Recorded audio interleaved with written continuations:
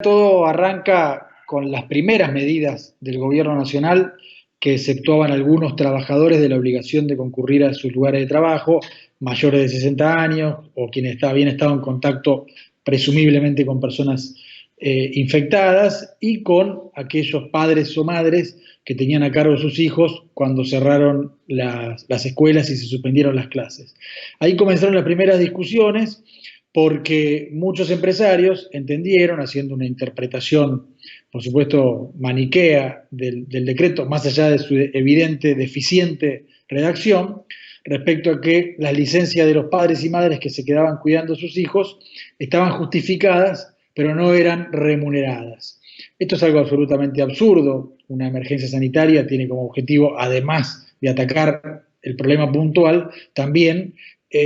sostener las consecuencias sociales que genera eso y desde luego que la gente se quede en su casa sin recibir ningún tipo de retribución es algo absolutamente absurdo. Pero bueno, la mala fe de muchos empresarios que plantearon esa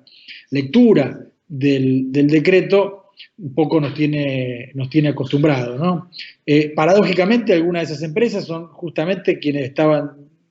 tienen la obligación de cuidar la salud en general. Muchas de medicina prepaga, Swiss Medical o MIN, enviaron a los trabajadores comunicaciones donde informaban que si se quedaban cuidando a sus hijos, que no tenían clase ni quien los pueda cuidar, no les iban a pagar las remuneraciones. Bueno, eso es algo absolutamente absurdo, pero que en todo caso quedó encapsulada, digo, esa discusión durante el poco tiempo que duró la vigencia de esas situaciones, porque el jueves, a los pocos días, digamos, el día 20 de marzo, se dictó el decreto de necesidad de urgencia que dispuso el aislamiento social preventivo obligatorio, que ya no dejó ningún lugar a dudas respecto al carácter remunerado de todas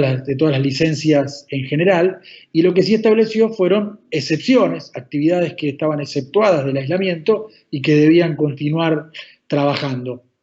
Esto abrió otro tipo de discusiones y tiene que ver con aquellos empresarios que entendían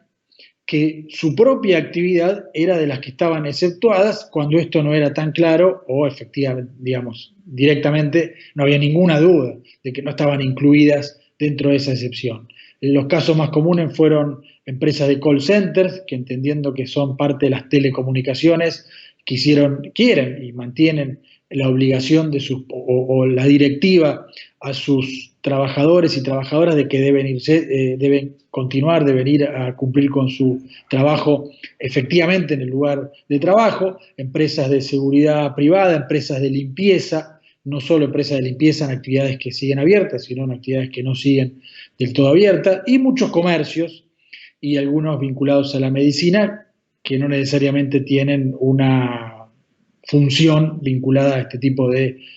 actividades sanitarias en el marco de la emergencia. Por eso recibimos tantas denuncias de trabajadores o consultas de trabajadores que eran obligados a ir de todos modos a trabajar. En muchos de los casos además ni siquiera les daban ese certificado que les permite circular por la calle y por eso los trabajadores se exponen a sanciones penales. Lo que planteamos desde la Asociación de Abogados y Abogadas Laboralistas era la necesidad de que el Poder Ejecutivo Nacional dicte una norma que prohíba todo tipo de despidos mientras dure esta emergencia. Porque entendemos que de esa manera, y es una medida que han tomado muchos países europeos, por ejemplo Italia, por ejemplo Grecia, por ejemplo Noruega, entendemos que de esa manera muchos trabajadores que hoy están optando por seguir yendo a trabajar a pesar de arriesgarse a contraer la enfermedad, porque el temor a enfermarse y el temor mejor dicho, entre el temor a enfermarse y el temor a perder el empleo, lo que finalmente prima es el temor a perder el empleo. Entonces, la prohibición de despido lo que va a hacer es que muchos trabajadores y trabajadoras pierdan el temor al desempleo y hagan valer su derecho a quedarse en su casa y a cumplir con el aislamiento. Por eso planteamos que esta medida no solo tiene un carácter protectorio del derecho laboral en general, digamos, de los trabajadores y las trabajadoras, sino que además es una medida que va a fomentar o a contribuir al efectivo aislamiento obligatorio y en concreto a evitar la circulación en general. Otra situación que se dio mucho en los primeros días, pero que continúa aún con más intensidad a medida que avanza el aislamiento general, son empresas que, invocando una situación de fuerza mayor o de merma en la actividad económica,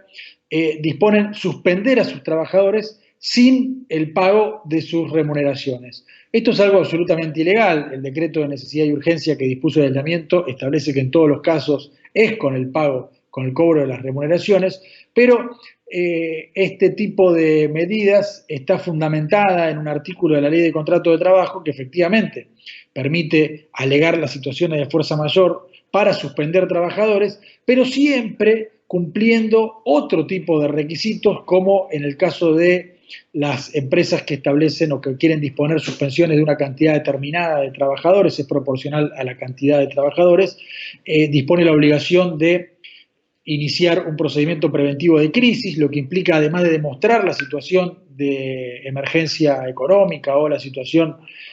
financiera particular de esa empresa, la participación de los sindicatos y del Ministerio de Trabajo, quien finalmente autoriza o no la medida que se esté dispuesta a tomar, y en otros casos, cuando estas medidas son de algún modo individuales o en pocos casos, muchas veces se hace de esa manera para eludir la obligación de iniciar un procedimiento preventivo de crisis, también existe una norma legal que es el decreto 328 del año 1988, que obliga también a las empresas a notificar al Ministerio de Trabajo, primero con participación de los sindicatos, para intentar evitar desde el Estado ese tipo de suspensiones. Con lo cual, las suspensiones que se están dando en este momento por fuerza mayor son absolutamente ilegales. Pero por eso nosotros el planteo que hacemos de prohibir los despidos lo acompañamos de un planteo de prohibir todo tipo de suspensiones para evitar que se den estas discusiones en el sentido de si son o no son remuneradas. Muchas situaciones que se están dando ahora tienen que ver con las condiciones en las cuales están trabajando aquellos trabajadores y trabajadoras que efectivamente están exceptuados del aislamiento y deben ir todos los días a un comercio, a una fábrica, a un lugar de trabajo, donde están en contacto con el público y no se cumplen ninguno de los requisitos que se establecen para intentar minimizar las posibilidades del contagio, y en algunas tareas industriales que tienen que ver con la exportación, porque otra de las excepciones, discutible por cierto, es la de aquellas actividades que no están vinculadas por ahí con la cadena alimentaria ni con la actividad sanitaria o de la salud, pero sí con el comercio exterior, y que estando en contacto con camiones o transportes que llevan la materia prima o incluso con barcos a la hora de despachar y de preparar la exportación de lo que se fabrique, no están dadas las condiciones ni se activan los protocolos que existen para prevenir al mínimo, ¿no? Para intentar de que no haya ningún tipo de contagio. Y en ese sentido, lo que nos parece que es la mejor herramienta que existe hasta ahora, por lo menos, son los comités mixtos de seguridad e higiene. Estos organismos están compuestos por, además de representantes de las empresas, en general ingenieros o expertos en seguridad e higiene en el trabajo, por representantes de los propios trabajadores de ese lugar, en general delegados o trabajadores que por ahí tienen un conocimiento un poco más amplio sobre el tema o se han involucrado más, pero son elegidos por sus propios compañeros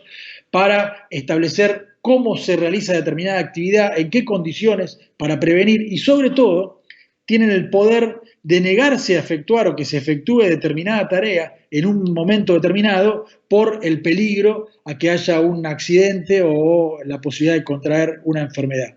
La provincia de Buenos Aires y la provincia de Santa Fe son las únicas dos que tienen una legislación que obliga a constituir estos comités mixtos. Algunos convenios colectivos, sobre todo en actividades industriales, también han establecido la obligación de constituir estos comités, pero en este caso es muy importante tratar de que se establezca una medida de orden general para que en todos los establecimientos se constituyan comités o ámbitos o espacios u órganos con participación de los trabajadores para efectivamente prevenir el contagio o establecer medidas